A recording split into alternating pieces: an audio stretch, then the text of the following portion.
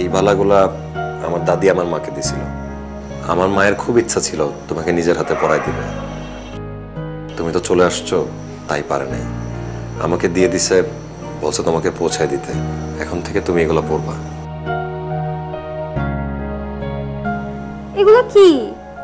আমি ডায়মন্ডের ব্যাঙ্গলসই পরি না, আর তুমি আমার জন্য সেই আদিকালের তোমার দাদি তোমার মাকে দিচ্ছে, তার মানে মিনিমাম তো 30-40 বছর পুরানো চুড়ি এগুলা। আমি এগুলো পরবো?